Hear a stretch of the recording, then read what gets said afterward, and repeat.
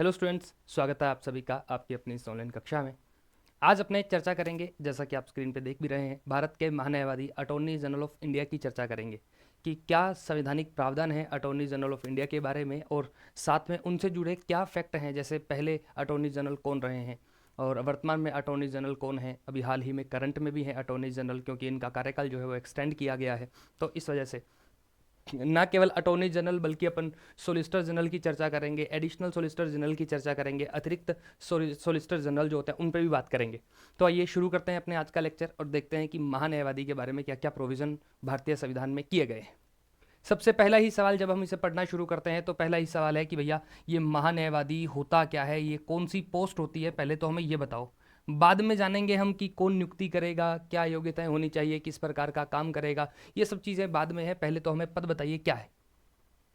Simple भाषा में कहूं तो ये क्या है, एक एडवोकेट है, मतलब ये एक वकील का पद है। किसका पद है? ये वकील का पद है। लेकिन ये वकील पैरवी किसकी करेगा?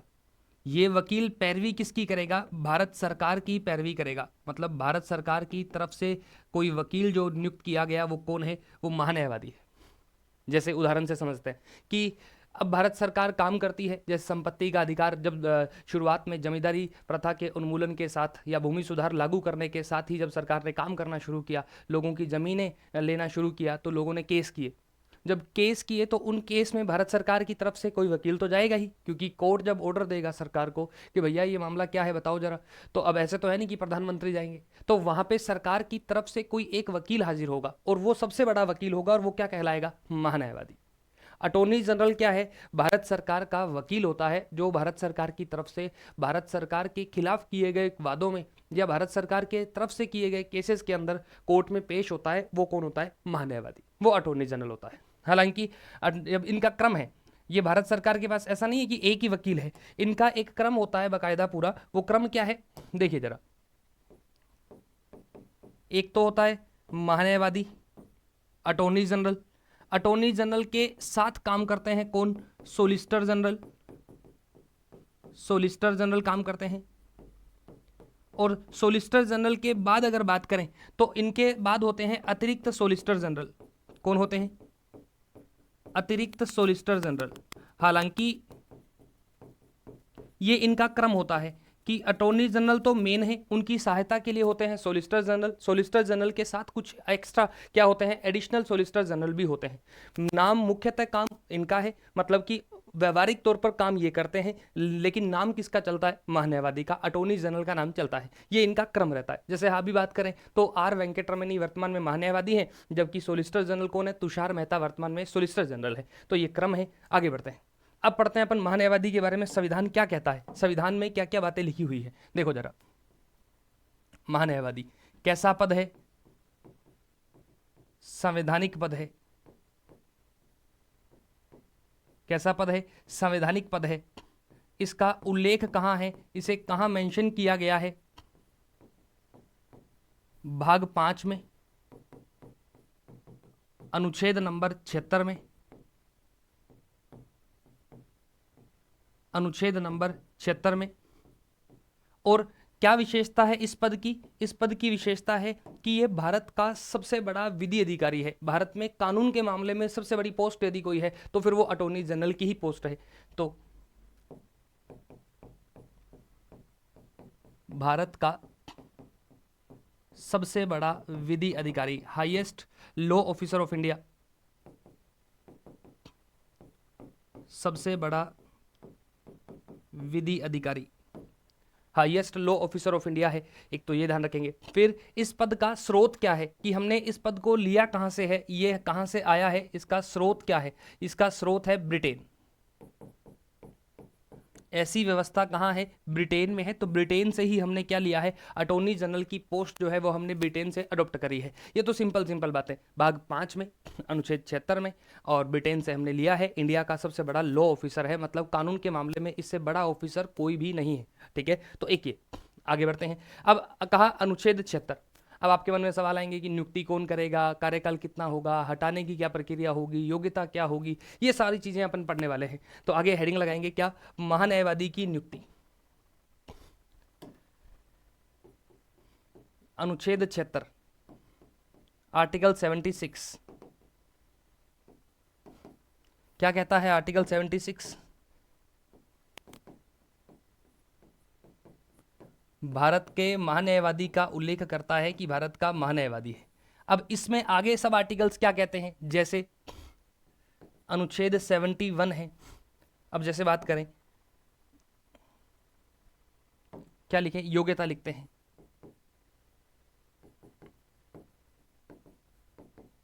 नियुक्ति की चर्चा करते हैं कि नियुक्ति कौन करेगा। नियुक्ति पहले तो उल्लेख देखो कौन से आर्टिकल में है, उल्लेख है 76(1) में।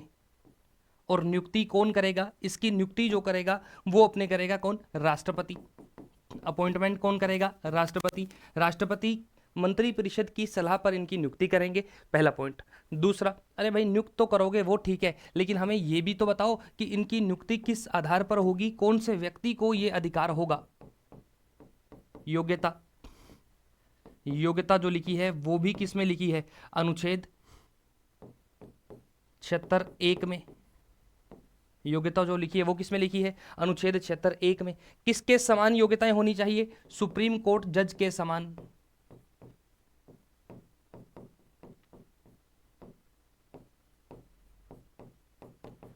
सुप्रीम कोर्ट जज के समान आपके क्या होनी चाहिए, योग्यताएं होनी चाहिए। वो योग्यताएं क्या होंगी सुप्रीम कोर्ट का जज बनने के लिए भैया, अब हमें नहीं पता, बताओ। कि आप कहोगे कि हमें क्या पता, हमने सुप्रीम कोर्ट नहीं पढ़ा अभी तक। तो नहीं पढ़ा तो अपन एक बार देख लेते हैं, देखो जरा कि योग्यता क्या होनी चाहिए। एक योग्यता क्या होनी चाहिए, एक सिंपल तो सब में ही होगी, भारत का नागरिक हो। दूसरी योग्यता क्या होनी चाहिए, दूसरी योग्यता क्या होनी चाहिए, किसी भी हाई कोर्ट में, किसी भी हाई कोर्ट में 5 साल तक क्या रहा हो, जज रहा हो।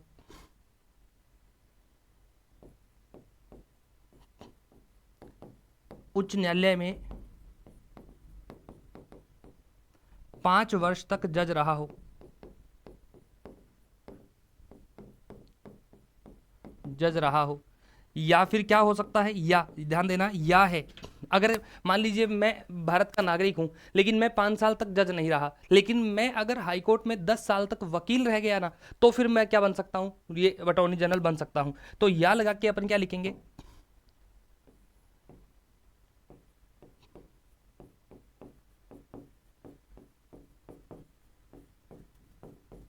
उच्च न्यायालय में 10 वर्ष तक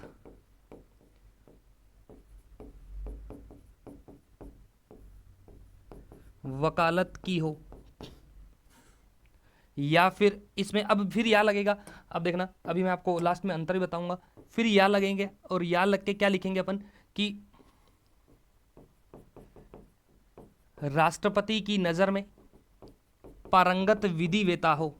अगर राष्ट्रपति को लगता है कि नहीं भैया बहुत अच्छा खिलाड़ी है, बहुत अच्छा कानून का ज्ञाता है, तो भी क्या कर सकते हैं, बना सकते हैं। अब एक सिंपल भाषा में कि क्या होना चाहिए कि अगर आपको सुप्रीम कोर्ट का जज बनना है या अटॉर्नी जनरल बनना है तो आपके पास 2 योग्यताएं होनी चाहिए। 2 कैसे, एक तो होनी अनिवार्य है कि आप इंडिया के सिटीजन हो, आप अमेरिका के व्यक्ति और भारत में अटॉर्नी बनना चाहते हो तो नहीं बन सकते, आप क्या भारत के नागरिक होने चाहिए। इसके अलावा इन तीनों में से कोई भी एक होनी चाहिए, जैसे कि 5 साल तक तो हाईकोर्ट में जज रहा हो, 10 साल तक अपने हाईकोर्ट में वकालत की हो और अपने राष्ट्रपति की नज़र में पारंगत विधिवेता, जैसे अपने राम जेठमलानी जी थे, भारत के सबसे बड़े वकील हैं रहे हैं, और कपिल सिब्बल साहब हैं, ये भारत के बड़े वकील हैं। तो इनको भी क्या किया जा सकता है, इन्हें भी अपॉइंट किया जा सकता है अगर राष्ट्रपति चाहे तो। क्लियर है। तो ये अब यहां भी ध्यान देना, किसी एक व्यक्ति, जरूरी नहीं कि एक ही हाई कोर्ट में हो, एक से अधिक हाई कोर्ट भी हो सकता है, कोई दिक्कत नहीं है, ठीक है। और उच्च न्यायालय में वकील 10 वर्ष तक, कोई भी एक या एक से अधिक उच्च न्यायालय में वकील रहे 10 साल तक, तो भी कोई दिक्कत नहीं है। तो टोटल ये योग्यताएं, क्वालिफिकेशन जो है वो होनी चाहिए, किसके लिए, अपने को महान्यायवादी बनने के लिए। आगे बढ़ते हैं और देखते हैं और कौन सी बात है। नियुक्ति हो गई, योग्यताएं होगी। अब आते हैं शपथ पे। शपथ, शपथ का कोई प्रावधान नहीं है, कुछ भी नहीं लिखा हुआ है शपथ के बारे में। फिर आगे कार्यकाल की बात करते हैं।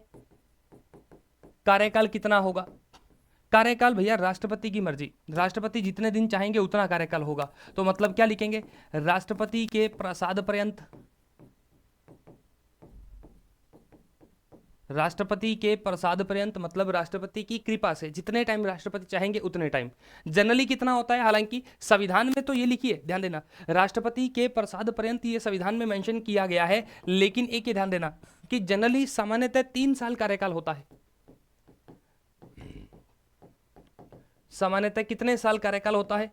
सामान्यतः 3 साल का कार्यकाल होता है। अगर केंद्र सरकार चाहे तो बढ़ा भी सकती है, अगर केंद्र सरकार चाहे तो हटा भी सकती है। राष्ट्रपति सुबह उठे, राष्ट्रपति को लगा आज कुछ चेंज किया जाए, राष्ट्रपति ऑर्डर जारी करेंगे, अरे भाई साहब आज तुम महान्यायवादी को चेंज कर दो, हो सकता है, कोई दिक्कत नहीं है, कोई वो नहीं है। हालांकि राष्ट्रपति अपनी मर्जी से नहीं कर सकते, मैंने आपको समझाने के लिए कहा है, राष्ट्रपति अपनी मर्जी से नहीं, लेकिन केंद्रीय मंत्रिपरिषद की सलाह पर यह काम करते हैं। राष्ट्रपति के प्रसाद पर्यंत है, ठीक है साहब, जनरली 3 साल का कार्यकाल होता है। फिर आगे त्यागपत्र, त्यागपत्र किसे दिया जाएगा? त्यागपत्र किसे दिया जाएगा? राष्ट्रपति को। फिर हटाना किसके द्वारा जाएगा? किसके द्वारा हटाना है? ये भी राष्ट्रपति है, राष्ट्रपति द्वारा। लेकिन हटाने के लिए क्या कारण होंगे और हटाने का क्या प्रक्रिया होगी, ये दोनों ही संविधान में उल्लेख नहीं है, दोनों का ही संविधान में उल्लेख नहीं है, दोनों का ही संविधान में उल्लेख नहीं है। याद रखेंगे कि कोई उल्लेख नहीं है। संविधान में सिर्फ 4 लाइनें लिखी हैं, एक इनके योग्यता और नियुक्ति के बारे में, एक इनके काम के बारे में, एक इनके दायरे के बारे में, और एक लास्ट लाइन जो है वो कार्यकाल के बारे में लिखी हुई है, अपने वेतन और कार्यकाल के बारे में लिखी हुई है। आगे बढ़ते हैं। अगर ये आर्टिकल की बात करें, कार्यकाल में आर्टिकल कौन सा लगेगा, तो यहां अनुच्छेद नंबर 76(4) है, वो यहां अप्लाई होगा, तो ये आर्टिकल यहां यूज होगा। तो कार्यकाल हो गया, हटाना हो गया, शपथ हो गया, ये सारी बातें अपने देख ली। आगे बढ़ते हैं, अब लिखते हैं काम। क्या आएंगे? महान्यायवादी के कार्य।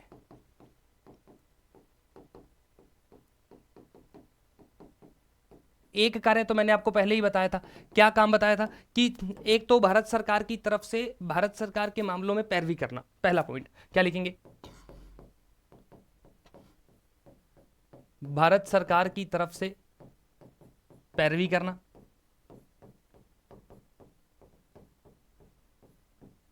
भारत सरकार की तरफ से पैरवी करना मतलब कि मान लीजिए मैंने वो भूमि सुधार वाला का उदाहरण आपको दिया था कि जैसे अभी और मान लेते हैं कि सरकार जंगल काटने चली है, विकास के नाम पर जंगल कट रहे हैं, तो इसको लेकर विरोध हो रहे हैं बार बार में, तो जो भी जनहित याचिकाएं लगेंगी उसमें सरकार से जवाब मांगा जाएगा। तो जब कोर्ट सरकार से जवाब मांगेगा तो कौन देकर आएगा जवाब? ये अटॉर्नी जनरल को भेजा जाएगा कि भाई साहब आप जाओ। अटॉर्नी जनरल हो सकता है खुद जाए, सोलिसिटर को भेजे, अतिरिक्त सोलिसिटर को भेजे, वो अलग चीज है, लेकिन कहा किसे जाएगा? इन्हें कहा जाएगा सरकार की तरफ से। क्लियर है? दूसरा, भारत सरकार को कानूनी मामलों में सलाह देना, भारत सरकार को कानूनी मामलों में सलाह देना,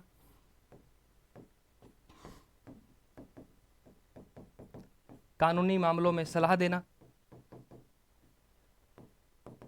जैसे उदाहरण से कि मान लीजिए सुप्रीम कोर्ट ने कोई ऑर्डर भारत सरकार के खिलाफ दे दिया, तो उसके बाद अटॉर्नी जनरल से डिस्कशन होगा कि इसके खिलाफ हमें आगे कोई अपील करनी चाहिए डबल बेंच में, या कहीं अपील करनी चाहिए या नहीं करनी चाहिए। तो इस प्रकार के डिसीजन जो है वो होंगे। या फिर किसी कानून को लेकर भारत में विरोध हो रहा है, तो विरोध हो रहा है तो उस विरोध को हम कैसे टाल सकते हैं, ये हमें कौन बताएगा? अटॉर्नी जनरल बताएगा। ठीक है, भारत सरकार को। फिर राष्ट्रपति परामर्श लेते हैं, राष्ट्रपति परामर्श लेते हैं तो वो भी कौन है, उसमें भी कौन हस्तक्षेप, कौन मेन रोल कौन प्ले करता है? ये वाला। तो राष्ट्रपति द्वारा सुप्रीम कोर्ट से सलाह लेना,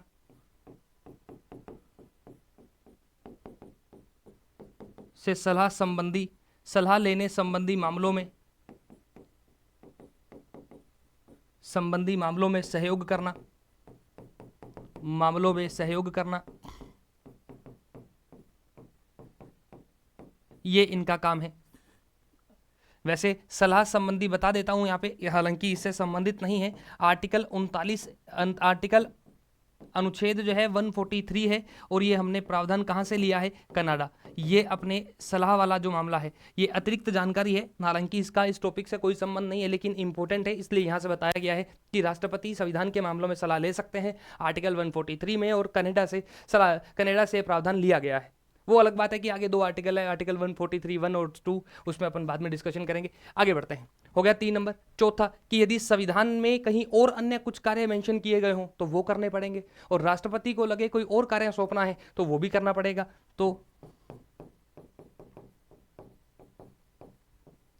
राष्ट्रपति द्वारा सौंपे गए कार्य, ये इसके काम है। आगे बढ़े।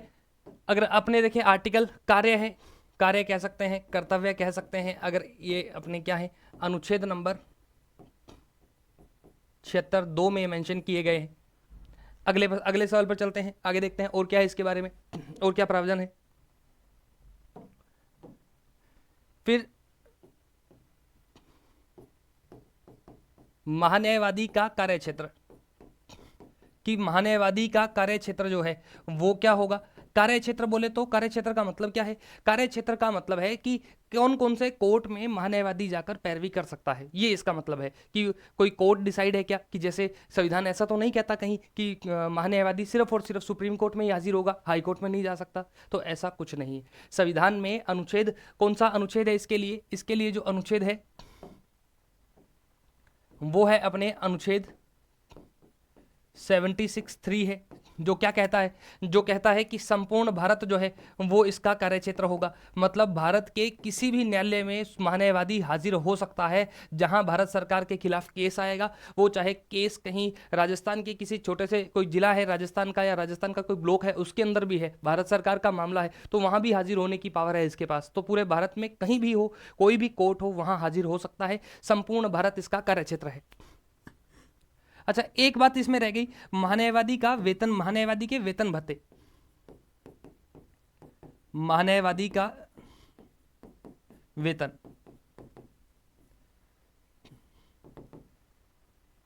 एक तो ये ध्यान देना इस वेतन के बारे में, महान्यायवादी के वेतन के बारे में, कि ये वेतन जो है ये अपने, इसके लिए शब्द क्या है? वेतन के लिए पारिश्रमिक शब्द है। क्या शब्द यूज किया गया है?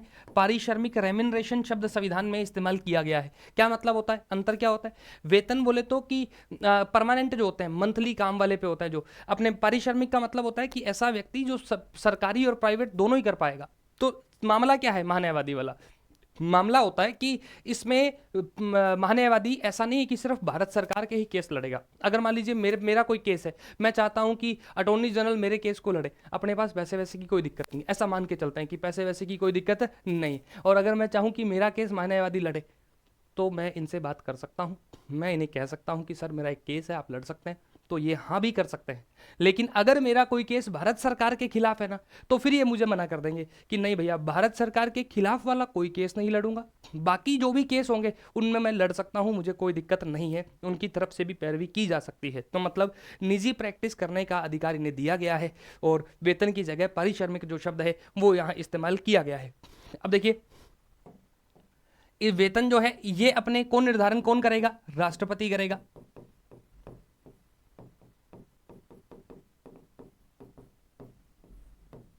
राष्ट्रपति द्वारा। अब इनका वेतन संचित निधि पर, कंसोलिडेटेड फंड पर चार्ज होगा या नहीं होगा? संचित निधि पर भारित होगा या नहीं होगा? ये अभी कुछ भी नहीं है, ये भारित है, इसका उल्लेख संविधान में नहीं है।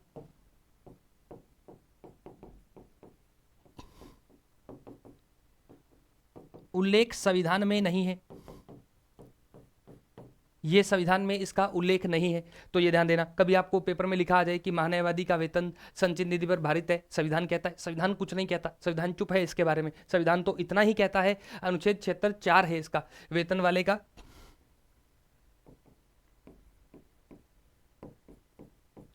जो ये कहता है क्या, कि इसमें वेतन वाले में क्या पॉइंट लिखा गया है कि पारिश्रमिक जो होगा राष्ट्रपति जो निर्धारित करेंगे वो पारिश्रमिक इन्हें मिलेगा, तो ये पारिश्रमिक इन्हें मिलेगा। तो इसको लेकर जो उल्लेख है वो संचित निधि वाला उल्लेख संविधान में नहीं है। और कोई आर्टिकल संविधान का इससे जुड़ा है क्या? 2 आर्टिकल और संविधान के हैं जो इससे जुड़े हुए हैं। कौन से आर्टिकल हैं देखो जरा। अनुच्छेद 88 क्या कहता है?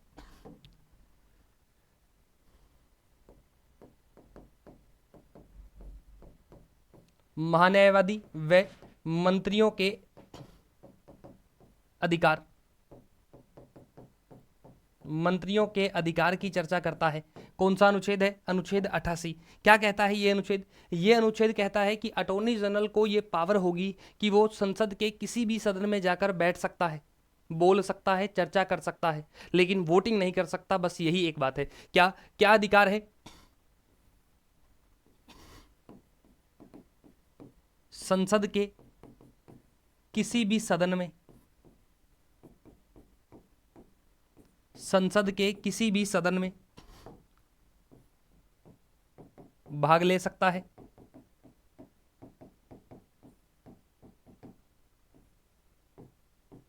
चर्चा कर सकता है, संसद की समितियों का सदस्य बन सकता है। लेकिन यहां एक पॉइंट अलग है। क्या?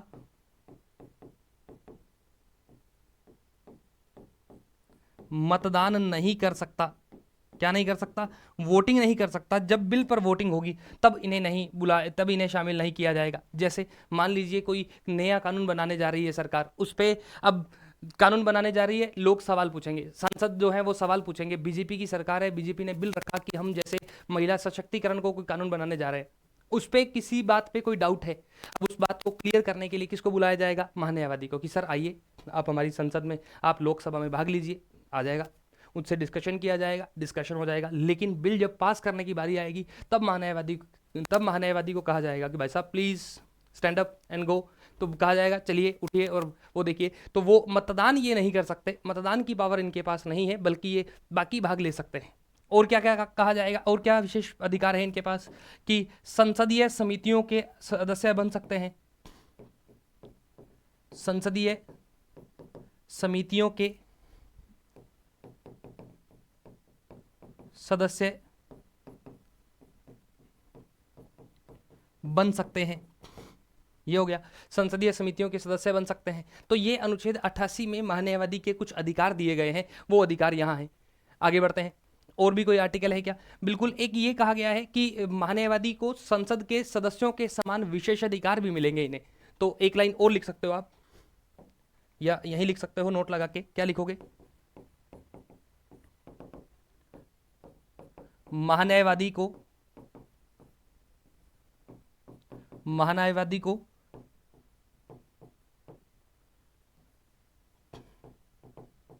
संसद सदस्यों के समान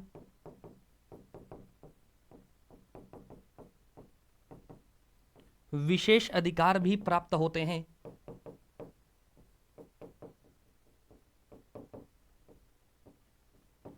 विशेष अधिकार भी प्राप्त होते हैं। और ये कौन सी बात है? ये विशेषाधिकार कहां मेंशन किए गए हैं? अनुच्छेद नंबर 105, अनुच्छेद नंबर 105 में इन्हें मेंशन किया गया है। अनुच्छेद 105 में इनका उल्लेख है कि इनके पास कुछ विशेष अधिकार हैं। विशेष अधिकार कैसे?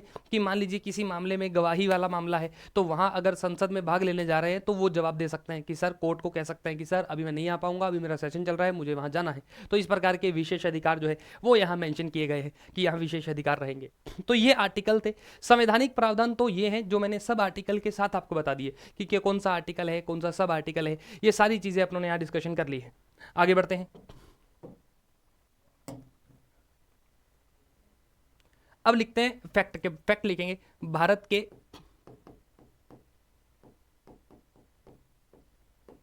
प्रथम महान्यायवादी, भारत के पहले महान्यायवादी कौन है?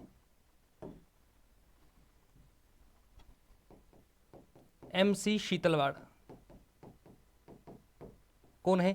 MC शीतलवाड़ है, जो कब से कब तक रहे हैं? 1950 से 1963 तक रहे हैं। और जिनका कार्यकाल जो है वो सर्वाधिक रहा है। सर्वाधिक कार्यकाल वाले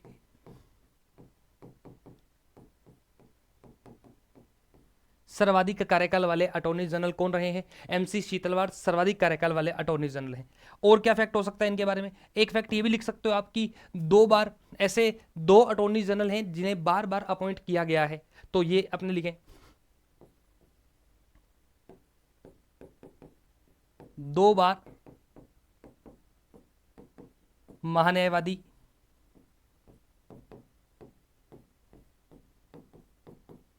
बनने वाले व्यक्ति कौन है? नंबर 1 सोली सोराबजी,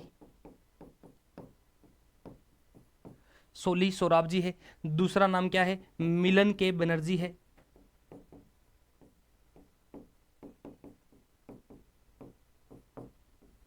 मिलन के, सोली सोराबजी और मिलन के बनर्जी, दो यहां जो व्यक्ति हैं वो नियुक्त किए गए हैं। अगर बात करें कब से कब तक, पहली बार 1989 से 1990 तक, दूसरी बार 1998 से 2004 तक। इन्हें जो बनाया गया था पहली बार 1992 से 1996 तक, दूसरी बार इन्हें बनाया गया था 2004 से 2009 तक। ये इनका कार्यकाल रहा है। वर्तमान की बात करें कि वर्तमान में अटॉर्नी जनरल कौन है, अगर उनका देखें तो लिखिए वर्तमान के अटॉर्नी जनरल कौन है? वर्तमान महान्यायवादी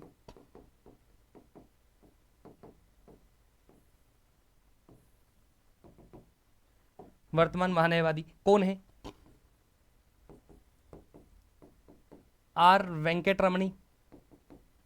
आर वेंकटरमणी है। कब से है? 2022 से।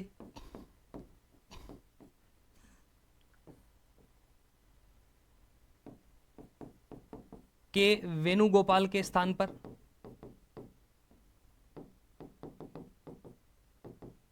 के वेणुगोपाल के स्थान पर।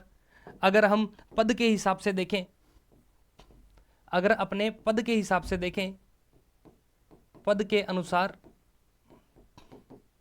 16वें महान्यायवादी हैं, 16वें महान्यायवादी हैं। और अगर व्यक्ति के हिसाब से देखें, अगर व्यक्ति के हिसाब से देखें तो फिर ये कितने नंबर के हैं? तो फिर ये 14वें महान्यायवादी हैं। अब 16 में से 2 डबल है, 2 मैंने बताया ना अभी, 2 नाम डबल है। 16 में से 2 निकालोगे तो कितने बचेंगे? 14। तो 16 पद के हिसाब से, व्यक्ति के हिसाब से कितने नंबर के हैं? 14 नंबर के हैं। क्लियर है? वर्तमान महान्यायवादी। ठीक है साहब। अच्छा, अभी करंट क्या है इनसे जुड़ा हुआ? करंट में हाल ही में सरकार ने इनको 2 साल का कार्यकाल बढ़ा दिया है। सरकार 2 साल का कार्यकाल, 30 सितंबर 2025 में इन्हें क्या होना था? रिटायर होना था। लेकिन अब सरकार ने इनका कार्यकाल बढ़ा दिया। जैसे नोट लगा के लिख सकते हो करंट में, हाल ही में 2 साल का कार्यकाल बढ़ाया गया। 2 साल का कार्यकाल बढ़ाया गया, बढ़ाया गया। और ये 2 साल कब से कब तक होंगे? ये 1 अक्टूबर से शुरू होंगे, 1 अक्टूबर 2025 से 30 सितंबर 2025 तक इनका कार्यकाल बढ़ा दिया गया है। तो 2 साल का कार्यकाल इनका बढ़ा दिया गया है। अच्छा हाँ 27, सॉरी 2025 लिख दिया गया, हाँ 2027 तक इनका कार्यकाल बढ़ा दिया गया। क्लियर है? अभी एक नाम और लिख लो साथ में कि वर्तमान में सोलिसिटर जनरल, यही लिख देता हूं, वर्तमान में सोलिसिटर जनरल कौन है? Solicitor general Tushar Mehta. क्या नाम है? तुषार मेहता जो है वो वर्तमान में सोलिसिटर जनरल हैं। तुषार मेहता, तुषार मेहता है। तो ये अपने याद रखेंगे, ये वर्तमान वाला मामला है। क्लियर है?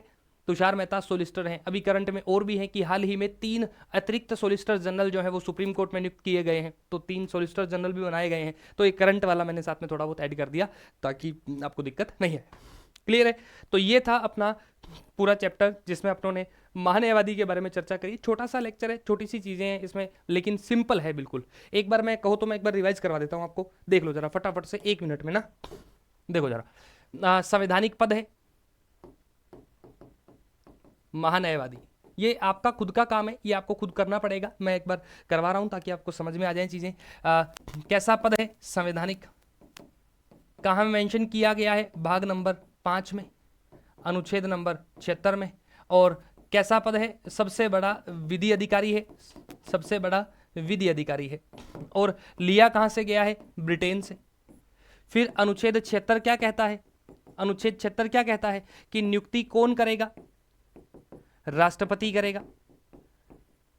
योग्यता क्या होनी चाहिए? सुप्रीम कोर्ट के जज वाली योग्यताएं होनी चाहिए। सुप्रीम कोर्ट जज के समान क्या क्या योग्यताएं होंगी? भारत का नागरिक हो, 5 साल तक 5 साल तक किसी भी हाई कोर्ट में जज रहा हो, 10 साल तक हाई कोर्ट में वकालत की हो, या फिर राष्ट्रपति की नज़र में एक्सपर्ट होना चाहिए, कानूनी मामलों का एक्सपर्ट होना चाहिए, ये होना चाहिए। फिर आगे क्या कहा गया है कि 76(2) क्या कहता है? ये सारी बातें 76(1) में की गई हैं। अब इसमें 76(2) क्या कहता है कि कार्य क्या करेगा? अरे कार्य क्या करेगा भैया? भारत सरकार का वकील है तो भारत सरकार की तरफ से कोर्ट में पैरवी करेगा, भारत सरकार को कानून संबंधी सलाह देगा। राष्ट्रपति जब सुप्रीम कोर्ट से सलाह लेते हैं तो उसमें रोल प्ले करेगा, और अगर कोई राष्ट्रपति और काम देंगे तो वो काम करना पड़ेगा।